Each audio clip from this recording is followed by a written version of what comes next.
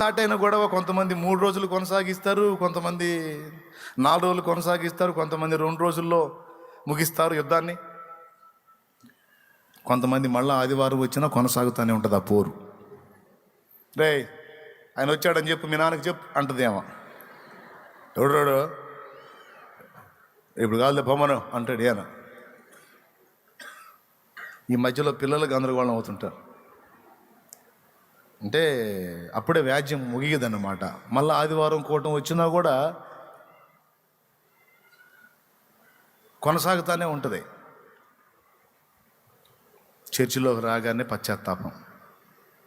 ఇక్కడ దైవజనుడు వాక్యంలో మాట్లాడుతూ, నీవెవరితోనైనా అసమాధానంగా ఉండి బలలో చెయ్యి వేస్తావేమో అలాగూ చెయ్యకూడదు. సూర్యుడు అస్తమించు వరకు నీ కోపము నిలిచి ఉండకూడదు. కోపపడుడి కానీ పాపం చెయ్యకుడి. ఆత్రపడి కోపపడువాడు దేవుని నీతిని నెరవేర్చలేడు. సూర్యుడు అస్తమించే వరకు మీ కోపం నిలిచి ఉండరాదనే మాట తగిలింది అనుకో. ఇప్పుడు సూర్యుడు అస్తమించడం అంటే ఒకరోజు ఉదయం గొడవ అయితే సాయంత్రానికి సమాధానం రావాలి. సమాధానం రాకపోతే మిస్టర్ లూసీ ఎంటర్ అవుతాడు.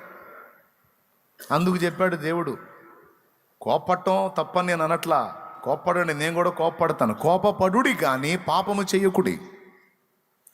కోపం మీద కొంతమంది కొడతారు, కోపం మీద కొంతమంది తిడతారు, కోపం మీద కొంతమంది ఆత్మహత్య ప్రయత్నం చేస్తారు. ఇవన్నీ పాపాలే, చెయ్యొద్దు.